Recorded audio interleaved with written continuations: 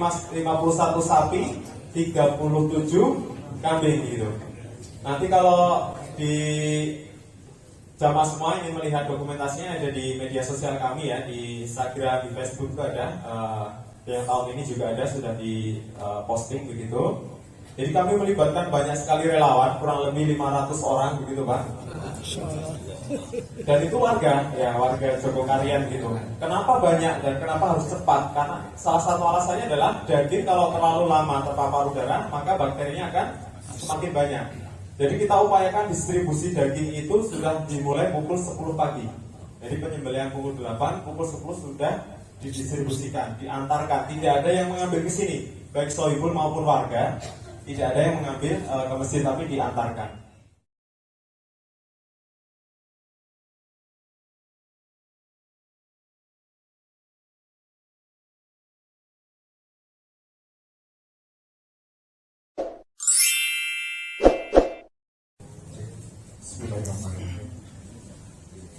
Assalamualaikum warahmatullahi wabarakatuh. Waalaikumsalam warahmatullahi wabarakatuh. Alhamdulillahilladzi hadana li hadza wa ma kunna linahtadiya laula an hadana Allah. Asyhadu an la ilaha illallah wahdahu la syarika lah wa asyhadu anna Muhammadan abduhu wa rasuluh la nabiyya wa la rasula ba'da. Allahumma shalli wa sallim ala nabiyyina Muhammad wa ala alihi wa ashabihi wa ummatihi ajmain. Allahumma bika asbahna wa bika amsayna wa bika nahya wa bika namut wa ilaika nusyur. Raditu billahi rabba wa bil islam dina wa bi Muhammadin sallallahu alaihi wasallam nabiyya. Alhamdulillahirabbil alamin. Bersyukur pada Allah Subhanahu wa taala yang telah melimpahkan banyak kenikmatan pada kita semua, sehingga pada kesempatan pagi hari ini kita bisa bertemu, bersilaturahim di tempat yang mulia ini, di rumahnya Allah, di Masjid Jogokarian, dalam kondisi yang sehat, memiliki kesempatan waktu, kesempatan harta, sehingga beberapa mungkin dari luar kota bisa datang ke sini melakukan perjalanan dengan kendaraan yang baik pula.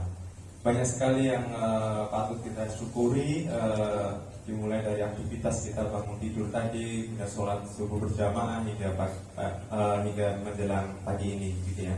Dan semoga Allah mencurahkan keberkahan kepada kita semua, karena ini adalah salah satu majelis yang dimana Allah memerintahkan malaikat-malaikat untuk mendoakan kita, gitu ya, karena kita hadir dalam sebuah majelis ilmu, gitu. Semoga Allah berkata pada keberkahan kita semua, ya Rabbal Alamin. Salawat serta salam senantiasa tercurah pada junjungan kita Nabi besar Muhammad sallallahu alaihi wasallam, juga kepada para keluarga, para sahabat, dan juga para pengikutnya yang istiqamah mengikuti sunnah-sunnah beliau. Amin ya Rabbal Alamin. Baik, jamaah semuanya yang hadir pada pagi hari ini, apa kabarnya? Sehat? Alhamdulillah. Masya Allah ya. Agar lebih menghangatkan suasana begitu ya, dan kita bisa saling mengenal, izinkan kami memperkenalkan diri dulu sebelum kita memulai acaranya. Tapi sebelumnya, dengan mengharap ridha Allah, marilah kita buka forum pada pagi hari ini dengan bacaan basmalah bersama-sama. Bismillahirrahmanirrahim. Baik, izinkan kami memperkenalkan diri. Nama saya Dimas Fibran. Saya sejak lahir di Jogokarian, jadi tinggal di sini sampai sekarang dan mengikuti segala aktivitas masjid, jenjang kaderisasi mulai dari anak-anak sampai saat ini. Kemudian amanah di kepengurusan takmir saat ini. Yang pertama sebagai wakil ketua bidang kurma keluarga alumni remaja Masjid Jogokarian. Yang kedua adalah sebagai koordinator bidang PHBI takmir Masjid Jogokarian.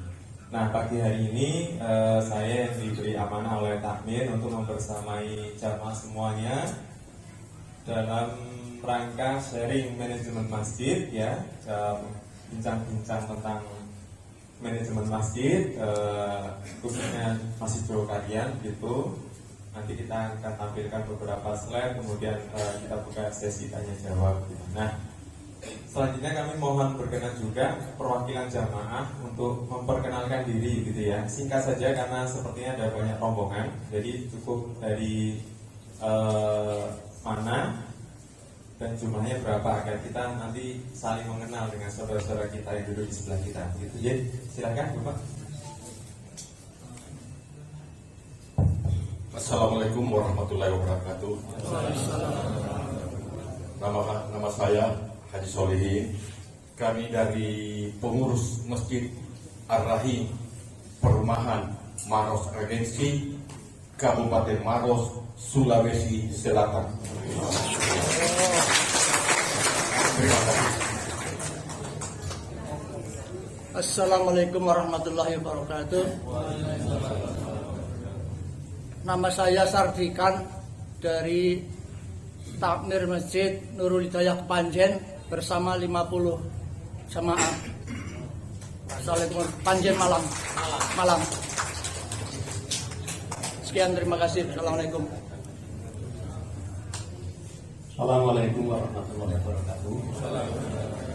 Nama Syahban Al-Farisi, Ketua LKSA Kepati Sulaiman Kala Muhammadiyah Kalangan Jenengan Berrogo. Jumlah 36. Terima kasih, semoga diberkahi Subhanahu wa ta'ala. Assalamualaikum warahmatullahi wabarakatuh.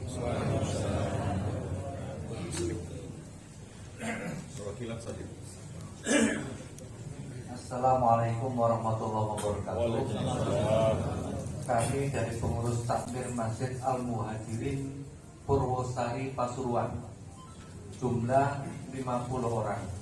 Sekian, assalamualaikum warahmatullahi wabarakatuh.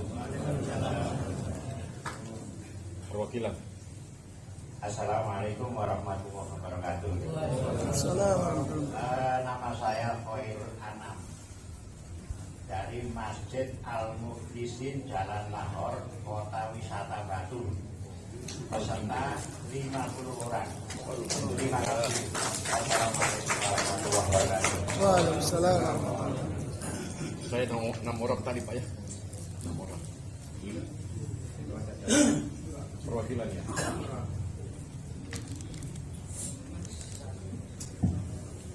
Assalamualaikum warahmatullahi wabarakatuh. Nama saya Sumeri, perwakilan dari Masjid Al-Mujahidin Kecamatan Purwonegara, Kabupaten Banjarnegara, dengan peserta sebanyak 65 orang. Mantap. Sebis dan 2 mobil kecil. Terima kasih. Assalamualaikum warahmatullahi wabarakatuh.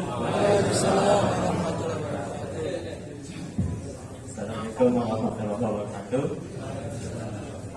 Nama saya Muhammad Kenta Setio, panggil akrabnya Arif, dari Lembaga Islam Masjid An-Nur, Pondok Jawa Indah, Tanggerang Selatan.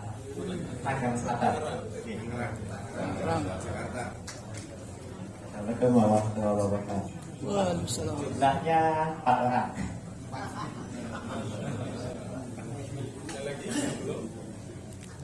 Ada di sana.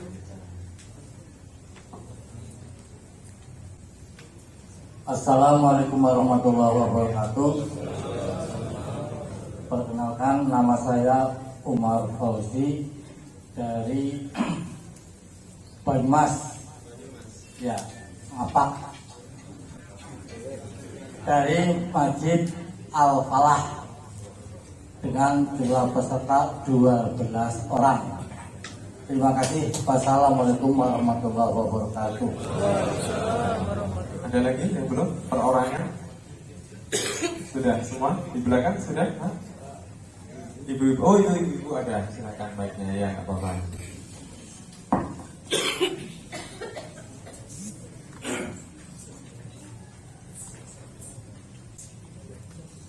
Assalamualaikum warahmatullahi wabarakatuh. Perkenalkan, kami rombongan dari Takmir Masjid At-Taqwa, khususnya adalah jamaah dari pengajian Aisyah Ranting Bebel yang beralamat di Desa Bebel, Kecamatan Wonokerto, Kabupaten Pekalongan. Jumlah peserta kami 55 orang. Terima kasih. Wassalamualaikum warahmatullahi wabarakatuh. Waalaikumsalam warahmatullahi wabarakatuh.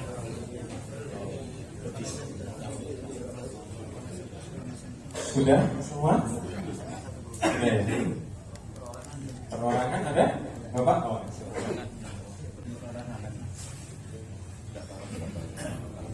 Assalamualaikum warahmatullahi wabarakatuh. Waalaikumsalam warahmatullahi wabarakatuh. Saya nama Ahmad Adi dari Bandung, dari Masjid At-Taqwa KPAD di Kalong, Bandung. Kalau Akin. Bawa peserta 7 orang. Terima kasih. Assalamualaikum warahmatullahi wabarakatuh. Waalaikumsalam warahmatullahi wabarakatuh. Perorangan bisa. oh iya, silakan. Assalamualaikum warahmatullahi wabarakatuh. Saya Haji Trio dari Muara Bungo Jambi. Perorangan. Iya. Dari mana? Muara Bungo Jambi. Jambi. Jambi. Masjid Al-Furqan Muhammadiyah Muara Bungo. Terima kasih. Masyaallah, sampai Jambi. Baik, Masya Allah ya. Ada berapa ini? 11. Saya bacakan ya. Yang pertama dari Sulawesi Selatan, kedua dari Malang, ketiga dari Ponorogo, keempat dari Pasuruan, keempat dari Malang lagi, Batu Malang, keenam Banjarnegara, 7 Tangerang Selatan, ke-8 Banyumas, ke-9 dari Pekalongan, ke-10 dari Bandung, dan terakhir dari Jambi. Masya Allah ya. Ini kalau kita kenalan ini kan jadi enak ya Pak ya, karena ada istilah tak kenal maka tak aruf ya. Ta'aruf dulu ya Pak ya. Kalau sudah mengenal, nah itu nanti kita saling nyai sama umat Islam gitu ya. Jadi alhamdulillah kita berkumpul di sini dari berbagai macam kota gitu ya. Kami ucapkan selamat datang, ahlan wa sahlan di Masjid Jogokarian, masjid yang terletak di Kota Yogyakarta, Kecamatan Mantri Jeron gitu ya. Ini kampung ini letaknya di paling selatan di Kota Jogja Pak. Jadi sebelah selatan kami sudah berbatasan dengan wilayah Kabupaten Bantul atau kampungnya Kerapiak. Jadi di situ ada pondok yang terkenal ya, Al Munawir dan Ali Maksum Kerapiak gitu. Nah kita berbatasan dengan lokasi pondok itu. Jadi ini kota, kalau Kerapiak sudah masuk Bantul gitu. Baik, alhamdulillahirobbilalamin. Setelah kita saling berkenalan, tadi di awal kami putarkan beberapa video gitu ya, aktivitas kegiatan kami. Nah saat ini akan kami putarkan lagi beberapa slide foto kegiatan kami sembari akan kami jelaskan. Tapi sebelumnya yang masih ingin sambil menikmati hidangan silahkan, tidak apa-apa, forumnya santai saja. Yang mau nambah roti juga boleh. Masih ada nggak ya rotinya? Masih ya? Ya silahkan dinikmati sambil dinikmati gitu.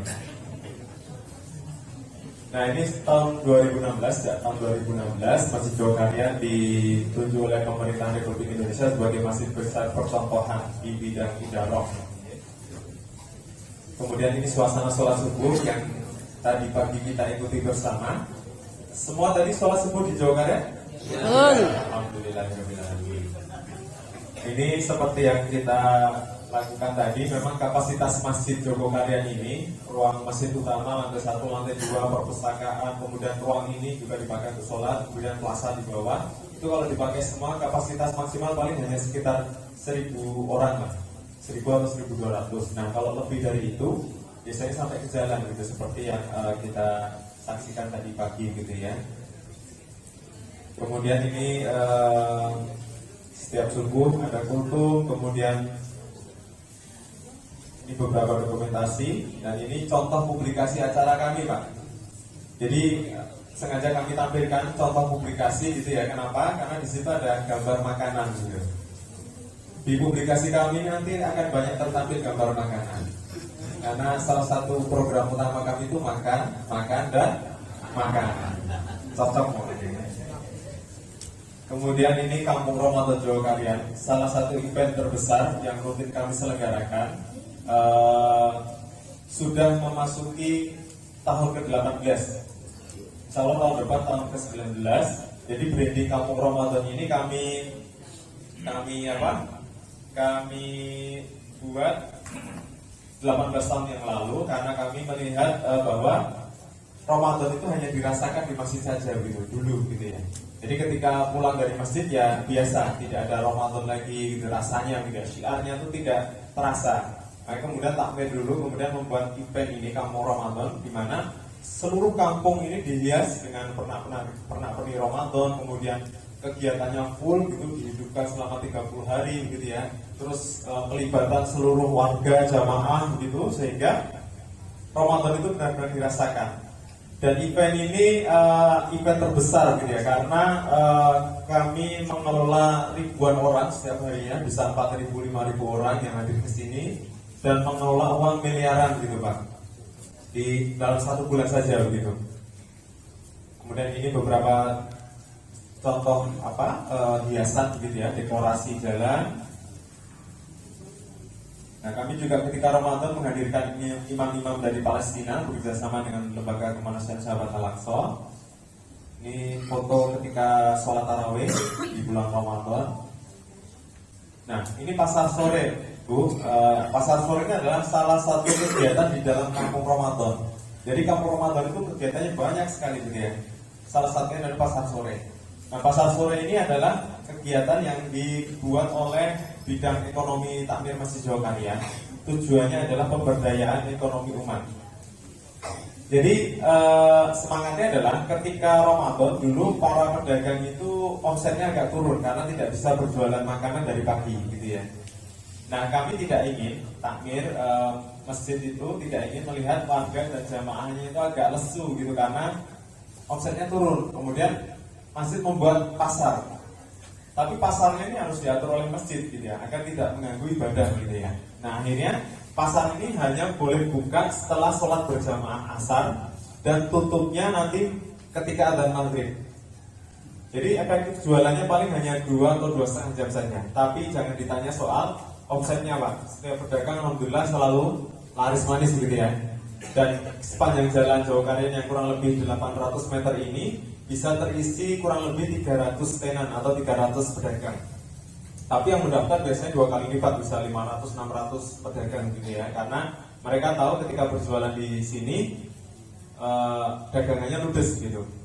Nah, ini kami prioritaskan untuk warga lokal dulu sebelumnya. Nah, kami prioritaskan, kami buka, kemudian nanti kalau sudah terpenuhi baru dibuka untuk luar gitu. Kemudian ini takjil yang kegiatan lain di dalam Kampung Ramadan yang cukup fenomenal juga. Kami setiap tahun memberikan takjil kurang lebih 3.000 porsi setiap harinya dan menggunakan piring Bu. Bisa dibayangkan Bu dengan piring 3.000 setiap hari Bu, 30 hari gitu ya. Nyucinya gimana Bu? Ya. Ini kenapa kami menggunakan piring gitu ya? Mungkin orang berpikir alasannya meminimalisir sampah gitu ya. Betul itu ya. Tapi itu alasan keberapa? Sebenarnya alasan secara syar'inya yang kemudian jarang kita sampaikan. Maksudnya jarang orang tahu gitu. Jadi takjil itu adalah ibadah khusus, bukan sedekah biasa. Jadi ta'zimul lisa'im. Jadi memuliakan orang yang berpuasa. Dan ini hanya bisa dilakukan di bulan Ramadan dan ketika buka puasa saja. Jadi waktunya khusus juga gitu. Bulannya khusus, waktunya khusus gitu ya. Nah, takjil ini untuk siapa? Untuk orang yang berpuasa, bukan untuk orang yang miskin atau untuk yang tidak punya, tidak bisa makan, bukan. Jadi untuk orang yang berpuasa, siapapun yang berpuasa berhak menikmati takjil ini gitu ya. Makan buka puasa ini. Makanya kemudian kami menggunakan piring. Kenapa? Agar tadi amanah para donatur yang ingin mendapatkan pahala khusus tadi, memberikan buka puasa gitu ya, itu pahalanya kan khusus. Kalau itu kemudian kita menggunakan box misalnya kan kemudian dibawa pulang gitu ya, dimakan untuk makan malam, apakah itu mendapatkan keutamaan memberikan takjil? Tidak kan? Nah, jadi kemudian kami menggunakan piring agar ini dimakan untuk buka puasa gitu. Jadi alasannya secara syar'i seperti itu. Jadi kita ingin memaksimalkan amanah gitu, dan para donatur juga bisa merasakan tadi pahalanya itu yang luar biasa itu, jadi tepat sasaran gitu. Nah tentu alasan yang lain banyak sekali begitu ya, termasuk dalam hal mobilisasi jamaah juga. Kalau kita menggunakan piring ini, kita libatkan ibu-ibu setiap hari itu kurang lebih ya 30 kelompok gitu ya, 30 kelompok ibu-ibu untuk memasak lauknya gitu. Itu sudah bagian dari pelibatan jamaah untuk berbondong-bondong ke masjid. Belum nanti rombongan cuci piring. Karena di bulan Ramadan itu kan orang berlomba-lomba mendapatkan pahala gitu ya Pak ya. Ada yang dengan hartanya gitu, ada yang dengan ilmunya berbagi, mengisi dan sebagainya. Tapi ada juga orang yang saya nggak punya ilmu, saya nggak punya harta, gitu. Saya punya tenaga. Makanya saya mau berkontribusi juga mendapatkan pahala yang besar dengan cara cuci piring gitu, cuci sendok, cuci gelas gitu ya. Ya tentu resikonya pecah itu luar biasa gitu. Kita setiap tahun ketika mau bulan Ramadan itu belanja besar ribuan piring gitu ya. Karena setiap hari pasti ada pecah gitu ya. Namanya cuci piring 3.000 gitu kan ya. Dan banyak orang, tapi ya semua alhamdulillah dilaksanakan dengan enjoy dan Masya Allah menikmati gitu. Dan ini harus menghabiskan dana untuk takjil saja ya Pak. Itu tahun kemarin kurang lebih 1,2 miliar selama 1 bulan. Jadi proporsi itu kan 13.500 kali 3.000 kali 30 hari, berapa itu? Nah itu kita menghabiskan dana sebanyak itu. Dan ketika kita mau mulai itu belum ada modalnya Pak, masih nol. 3 minggu atau sebulan sebelum Ramadan itu masih nol gitu ya.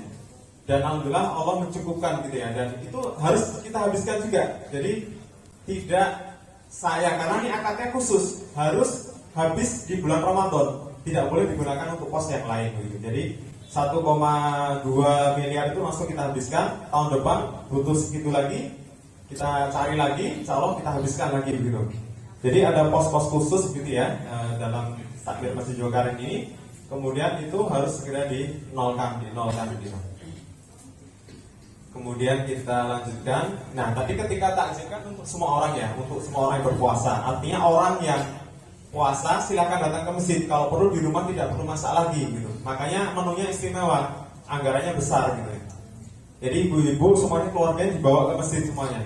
Harapannya ketika di masjid, kemudian dia makan, kemudian ikut sholat berjamaah juga. Sholat berjamaah maghrib, isya, bahkan sampai tarawih gitu.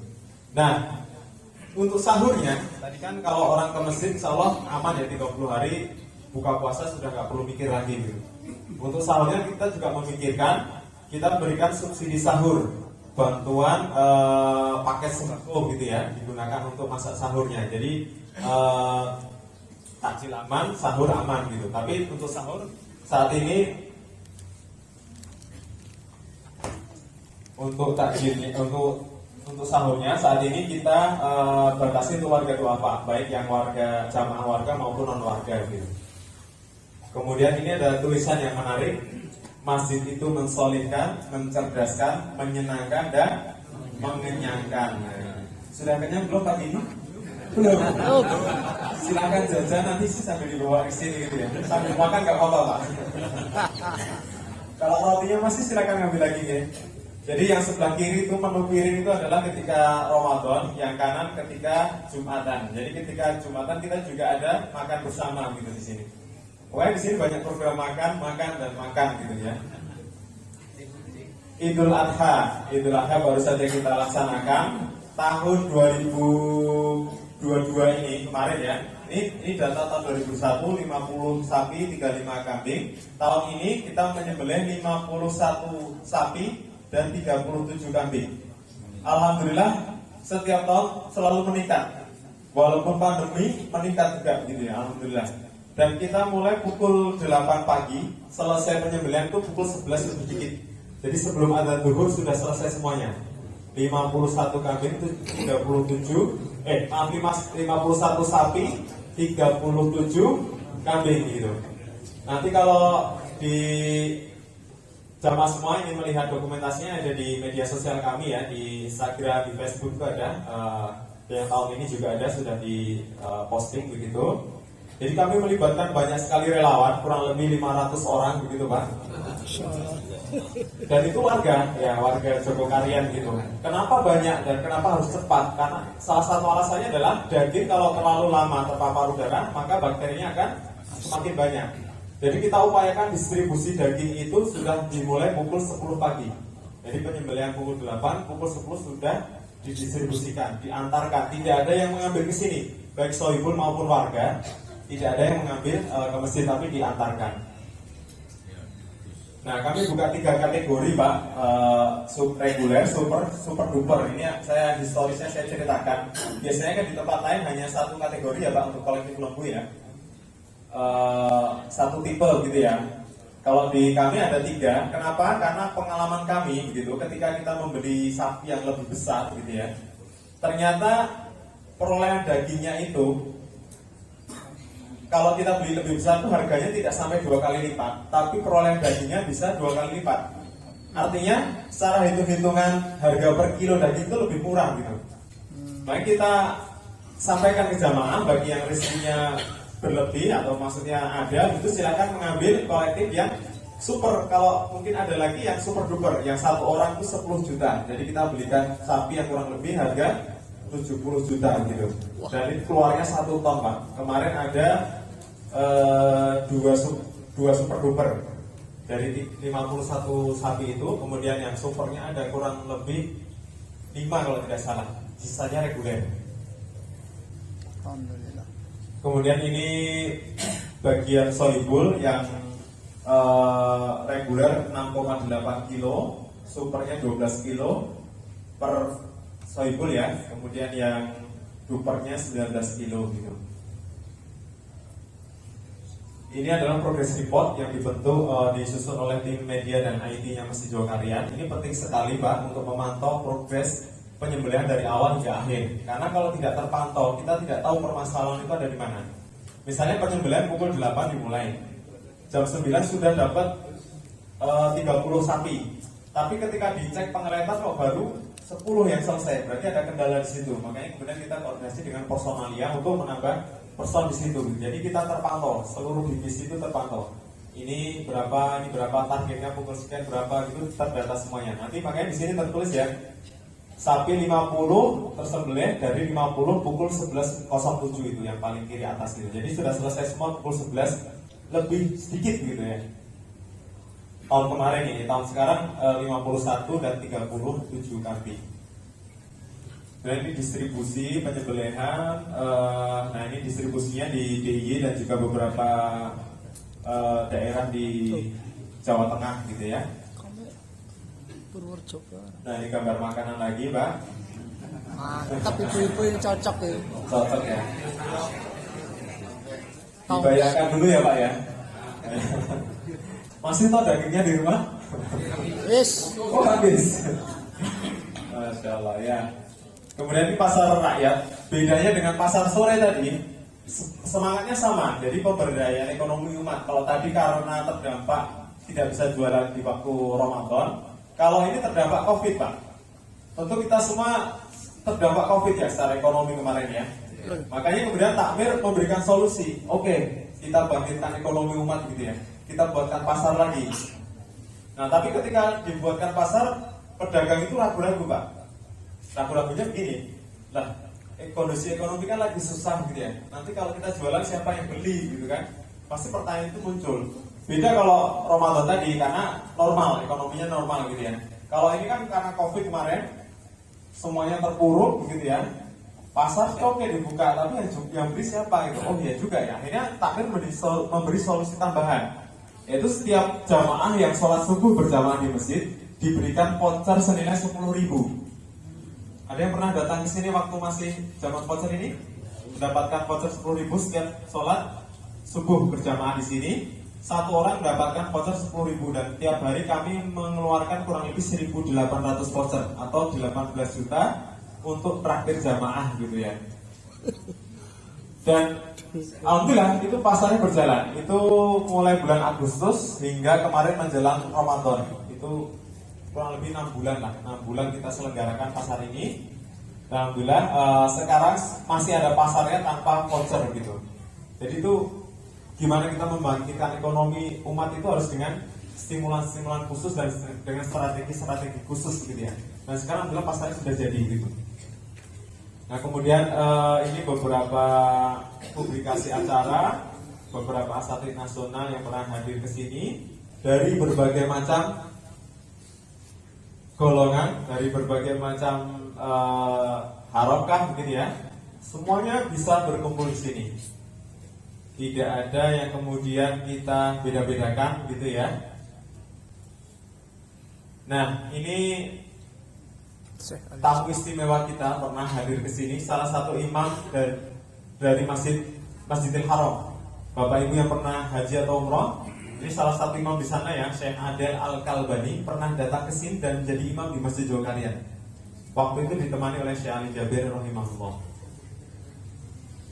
Ini beberapa agenda yang pernah kita selenggarakan ya. Ini teman-teman remaja Masjid Dzulkarnain, salah satu ujung tombak kita gitu ya. Di sini memang remaja itu kita gembleng bener Pak. Jadi sejak remaja sudah diberikan amanah yang besar. Salah satunya tadi kampung Ramadan itu meskipun mengelola uang miliaran gitu ya, puluhan miliar bahkan gitu, ribuan orang gitu, itu panitianya adalah teman-teman remaja. Sejak dulu memang oleh takmir di setting seperti itu. Kenapa? Agar kita itu berlatih. Kita berlatih gimana caranya mengelola orang, mengelola organisasi sehingga mematangkan pribadi kita gitu. Di Dzulkarnain itu kita tidak membangun ketokohan, tapi kita membangun sistem seperti yang diajarkan oleh Rasulullah. Maka dengan sistem itu akan muncul banyak tokoh gitu. Tidak ketokohan 1-2 orang saja gitu. Itu akan usai gitu ya, ada usianya gitu. Dan biasanya kalau kita ketokohan fokus pada figur gitu, itu banyak kekurangannya. Ketika misalnya yang bersangkutan meninggal misalnya, itu kemudian selesai dakwahnya gitu. Beda kalau kita membangun sistem. Siapapun yang memegang kepemimpinan dengan sistem yang sama, insya Allah tidak akan masalah. Makanya kemudian di sini remaja itu benar-benar didorong untuk diberikan amanah yang besar-besar gitu sejak mereka masih kecil gitu. Termasuk kepengurusan takmir PH harian juga itu rata-rata masih usia muda juga gitu. Jadi masih 30-40-an rata-rata seperti itu. Kemudian ini beberapa publikasi bagi teman-teman remaja. Ini untuk ibu-ibu juga kita akomodir seluruh hobi kesenangan itu kalau bisa kita tampung di masjid, kita buatkan agenda gitu. Nah, kami juga punya divisi relawan Masjid Dzulkarnain yang dibentuk sejak gempa Padang tahun 2004 dan berjalan hingga sekarang dan selalu hadir dalam setiap bencana gitu, memberikan bantuan dan juga punya program jangka panjang gitu.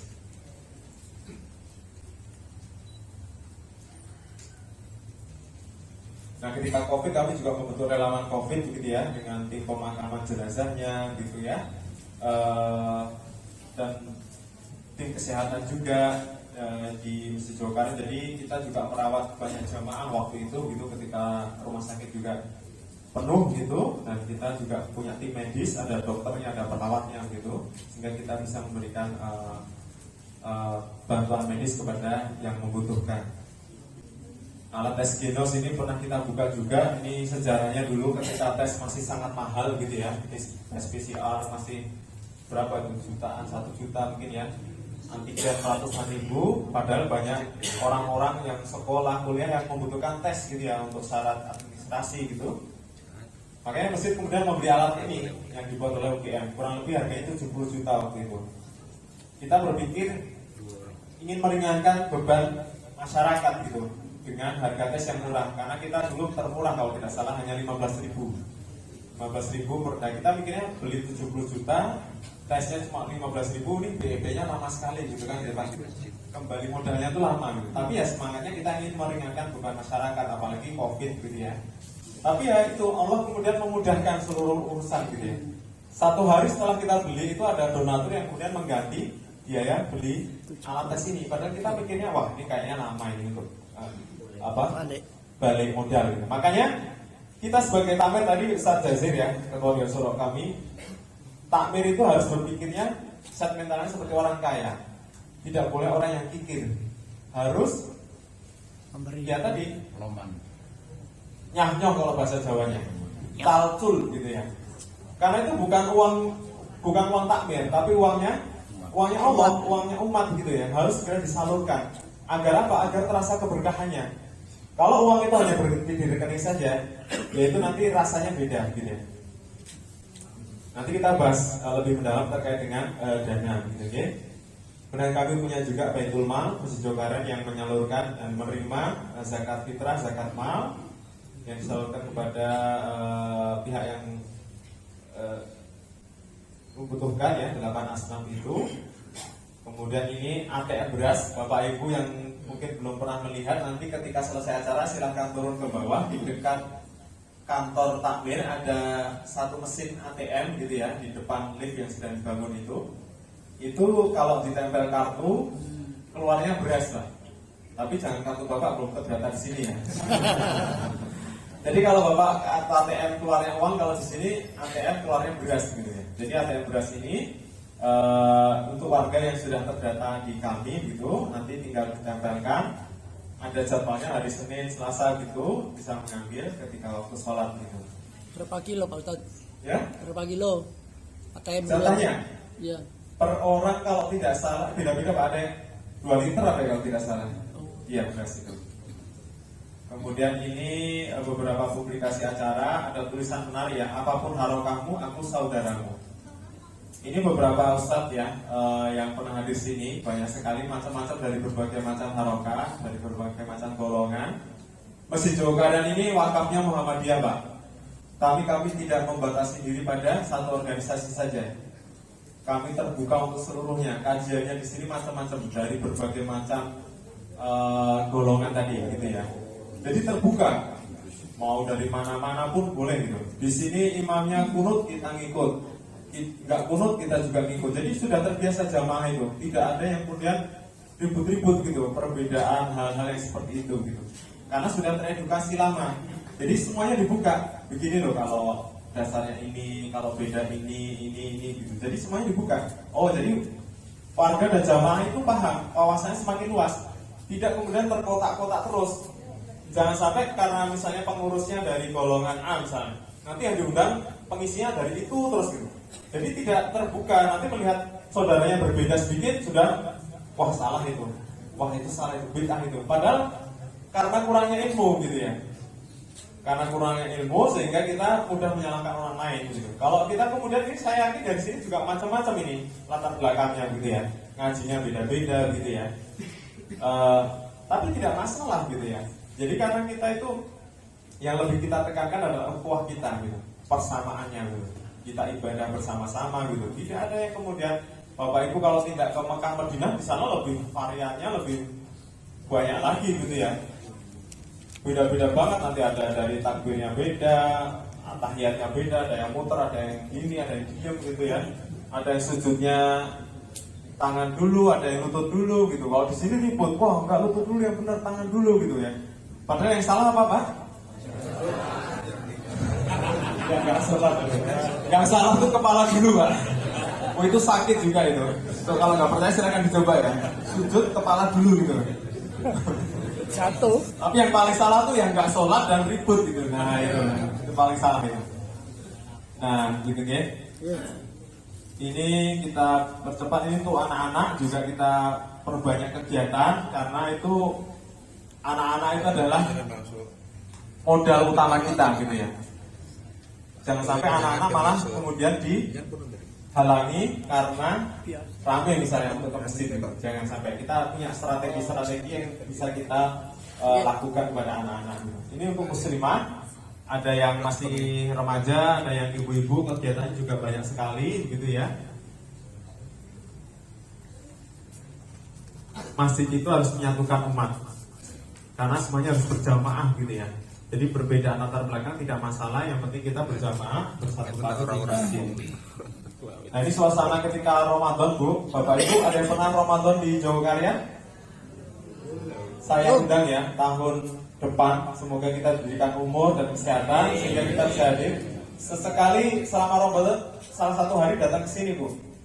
Nanti kita makan bersama ribuan orang gitu ya, seperti di foto ini. Jadi ketika menjelang adzan itu jalan ditutup, digelarin tikar gitu ya. Kita makan bersama dengan piring gitu, bersama ribuan orang dari manapun ya, rata-rata warga terutama ya, warga sini. Kemudian tentu teman-teman anak kos ini banyak yang mengincar juga gitu ya. Mahasiswa-mahasiswi itu ya. Nah, itu banyak juga yang kesini gitu ya. Nah, itu kalau mahasiswa-mahasiswi itu yang dijadwal bukan penceramahnya, tapi menunya masjid sana apa gitu ya. Masjid sana apa gitu. Biasanya gitu gitu. Iya. Pengalaman. Dari pengalaman gitu. Betul, Pak. Masjid sebagai solusi kehidupan berbangsa dan bernegara. Semoga Allah melimpahkan barokah dan rahmatnya untuk masjid di seluruh Indonesia. Amin. Itu beberapa cuplikan ya kegiatan kami, masih banyak yang belum tertampil gitu, tapi insya Allah sudah mewakili gitu. Nah, biasanya yang datang ke sini pertama kali itu agak kaget Pak, ya Bu. Ternyata masjidnya biasa ya Bu ya? Iya Pak. Loh, masjidnya biasa. Ternyata nggak megah gitu ya, nggak berlapis emas gitu ya, nggak besar banget gitu ya. Tapi kok jadi masjid percontohan gitu. Apa ini istimewanya gitu kan ya? Pengelolanya. Kemudian pertanyaan kedua biasanya sejak kapan gitu ya? Kemudian Masjid Jogokarian dan lingkungannya itu kondisinya seperti ini. Apakah sejak dulu gitu ya? Sejak tahun berapa gitu? Perubahannya bagaimana gitu? Nah itu menjadi pertanyaan-pertanyaan kita.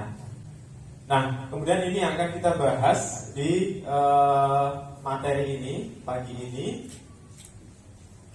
Maaf. Nah sebelum kita menjawab pertanyaan-pertanyaan tadi, saya ceritakan dulu terkait sejarah Jogokarian. Singkat saja.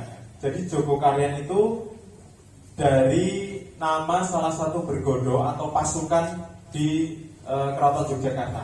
Namanya bergodo Jogokaryo. Jogokaryo. Nah dulu di Kasultan Yogyakarta itu banyak bergodo ya, banyak pasukan gitu. Nah oleh Sultan itu masing-masing bergodo diberikan wilayah di luar keraton, di luar wilayah benteng. Jogokaryo mendapatkan wilayah di sini. Nah kemudian berkembang menjadi nama kampung Jogokarian. Kemudian berkembang lagi menjadi nama jalan Jogokarian, dan di sinilah dibangun Masjid Jogokarian. Nama Masjid Jogokarian itu Islami nggak Pak? Enggak ya? Kalau yang Islami kan Al-Furqan, Al-Taqwa gitu ya Pak. Al-Falah, apalagi Al-Mujahidin gitu. Itu Islami ya. Tapi ternyata Pak, memberi nama sesuai nama kampung itu yang dicontohkan oleh Rasulullah SAW. Bapak Ibu yang pernah haji atau umroh pasti pernah ke masjid ini. Masjid yang dibangun pertama kali oleh Rasulullah ketika beliau hijrah ke Madinah adalah Masjid Kuba. Itu di mana? Di kampung Kuba. Jadi membangun masjid di kampung Kuba diberi nama Masjid Kuba. Membangun masjid di kampung Bani Salamat diberi nama Masjid Bani Salamat. Dan banyak sekali contoh gitu ya, pemberian nama masjid sesuai nama kampungnya. Tujuannya apa Pak? Ada yang tahu? Cepat dikenal. Cepat dikenal. Tujuannya adalah agar masjid itu punya wilayah teritorial dakwah yang jelas. Tujuannya itu. Jadi misalnya gini, kalau kami sebut ya misalnya Masjid At-Taqwa di Kalong. Itu wilayahnya apa? Itu belum teridentifikasi. Kan bisa 1 RT, bisa 1 RW, atau Masjid Al-Furqan di Jambi gitu ya. Itu 1 RT, 1 kampung atau 1 kelurahan gitu ya, wilayah dakwahnya. Tapi kalau Masjid Jogokarian misalnya, itu ada wilayahnya dakwahnya 1 kampung Jogokarian yang terdiri dari 4 RW dan 18 RT gitu. Baik di sini nama masjid itu ya banyak yang sesuai nama kampung. Ada Masjid Jogokarian, di situ ada Masjid Ngadi Negara gitu ya, Mangkuyudan dan sebagainya. Nah, itu adalah salah satu upaya kita untuk mendetailkan, merinci siapa sih wilayah dakwah kita. Tujuannya agar kita jelas membuat programnya. Jadi misalnya di tempat Bapak Ibu itu nanti masjidnya membawai 1 RT, ya kita garap 1 RT dulu gitu ya. 1 RT, 1 RW dulu. Nanti RW yang lain biar digarap oleh masjid lain, tapi kita koordinasi gitu ya. Seperti Jogokarian misalnya, 1 kampung Jogokarian, meskipun mungkin sekarang ya manfaatnya bisa dirasakan lebih luas gitu, tapi kita fokusnya sejak dulu adalah pada 1 kampung Jogokarian gitu. Nah itu nanti pulang dari sini PR kita adalah menjelaskan ya, memposisikan positioning kita itu di mana masjid kita. Nggak perlu merubah nama ya Pak, nanti repot gitu ya. Pokoknya nama sesuai itu, tapi dijelaskan saja. Kita ini sebenarnya wilayah dakwahnya seberapa sih gitu? 1 RT, 1 RW, atau 1 kampung gitu ya? Atau masjid sekolah, atau masjid pasar, atau masjid kantor gitu ya? Karena masjid beda-beda. Nanti kita jelaskan di situ. Nah kemudian itu di sini berkembang menjadi terwarnai banyak apa ya abdi dalam gitu ya, kejawen gitu. Kemudian tahun 60-an di sini terkenal dengan Kampung Merah Pak, karena banyaknya aktivis PKI yang tinggal di sini. Dan dulu ceritanya seret, ketika orang mau ke masjid itu banyak yang dilemparin batu, dilepaskan anjing, bahkan beberapa nama itu digalikan kubur Pak. Misal Bapak Fulan ini yang kelihatan sering ke masjid gitu ya, orang-orang PKI itu digalikan kubur di jalan yang dia lewatin ke masjid itu, terus ditancepin namanya gitu. Jadi terornya luar biasa Pak. Itu ceritanya seperti itu dan bahkan 50 meter dari sini dulu ada lapangan gitu, lapangan semi namanya, sekarang sudah menjadi ruko. Itu ada pertunjukan ketoprak yang diselenggarakan oleh Lekra gitu ceritanya dulu. Judulnya adalah Matine Gusti Allah. Jadi Gusti Allah dulu mati 50 meter dari masjid ini dulu, ceritanya PKI loh, versinya PKI ya. Itu beneran Pak. Jadi lapangannya dulu 50 meter dari sini itu matinya Gusti Allah dulu, cerita seperti cerita orang zaman dulu. Jadi memang luar biasa. Nah kemudian kalau kita tarik ke sini sejak kapan gitu ya? Nah sistem manajemen ini kita terapkan itu sejak akhir 99. Masjid ini dibangun tahun 66. Kemudian akhir 99 atau 2000 awal baru kita terapkan hingga sekarang. Makanya prosesnya panjang ya. Kalau kita tarik sampai sekarang berarti baru atau mungkin sudah 22 tahun gitu ya. 22 tahun kita berproses sehingga kita mencapai pada titik ini, dan masih banyak sekali PR, masih banyak evaluasi gitu yang harus kita perbaiki terus gitu bersama-sama seluruh masjid Indonesia gitu. Nah itu secara singkat kami sebelum kita masuk ke materi. Jadi kalau kita berbicara tentang manajemen masjid, sebenarnya kita mungkin hanya membahas satu ayat ini saja di surat At-Taubah ayat 18. A'udzubillahi minasyaitonirrajim.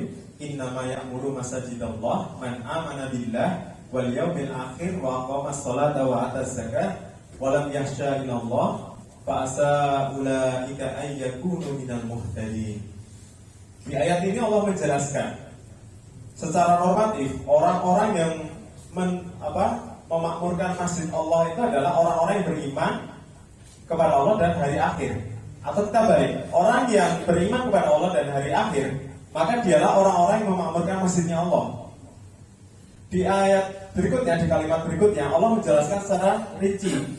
Teknisnya itu siapa sih orang yang memakmurkan masjid? Ternyata cuma 3 ini. Yang pertama adalah orang yang mendirikan sholat. Yang kedua adalah orang yang menunaikan zakat. Yang ketiga adalah orang yang tidak takut kepada siapapun selain kepada Allah. Jadi kalau kita berbicara manajemen masjid, ya kita kulik ayat ini saja mungkin, atau mungkin nanti ditambah ayat 17 sebelumnya mungkin. Jadi Allah sudah menjelaskan di sini. Makanya kemudian ukuran kemakmuran itu tidak ada pada bangunannya Pak, karena tidak disebutkan makmurnya masjid adalah yang berlapis emas, itu tidak ada.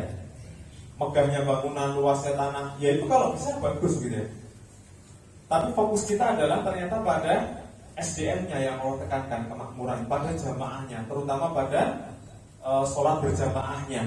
Itu parameter nomor 1, mendirikan sholat. Jangan sampai nanti kemudian kita berlomba-lomba membangun masjid gitu ya, gedung, tapi kita lupa membangun SDM-nya, jamaahnya. Kenapa bahaya? Itu kalau kita lupa membangun itu, mungkin 20 tahun lagi bangunan ini tinggallah bangunan saja. Dulu di sini ada Masjid Jokaria, dulu di sini ada Masjid Al Furqon Jambi, dulu ada Masjid At-Taqwa di Geger Kalong, ada Masjid Al Mujahidin di Banjarnegara dulu. Tapi sekarang ini jadi perpustakaan. Ini sekarang jadi museum karena nggak ada orangnya, nggak ada jamaahnya, nggak ada umatnya gitu. Karena kita lupa membangun umatnya gitu. Nah, kemudian kita lanjutkan, hakikat masjid adalah mensudutkan masyarakat, membentuk sikap perilaku jamaah berperadaban masjid. Peradaban di dunia ini ada 2 gitu ya, peradaban pasar dan masjid. Yang satu landasannya adalah materialisme gitu ya. Yang satu adalah ya semua itu sama di hadapan Allah kecuali yang paling bertakwa. Jadi ukurannya adalah ketakwaan yang membedakan, bukan pada materinya, kaya, miskin, tidak ada perbedaan di hadapan Allah. Makanya kemudian di sini kita bentuk masjid ini sebagai pembentuk peradaban, gitu ya, berperadaban masjid. Akidah kemasjidan ini penting sekali, Pak, untuk merubah mindset kita terhadap masjid. Karena ini masih banyak yang kurang tepat mungkin kami menyebutnya. Jadi masjid ini adalah miliknya Allah. Semua masjid di buminya Allah ini miliknya Allah, bukan miliknya takmir, bukan miliknya DKM, bukan miliknya yayasan, bukan miliknya perorangan gitu ya. Meskipun dibangun oleh yayasan misalnya, meskipun dibangun oleh DKM, perorangan gitu ya. Tapi ketika sudah menjadi masjid, maka itu menjadi miliknya Allah gitu. Termasuk seisi-isinya, sedana-dananya, seinfak-infaknya semuanya.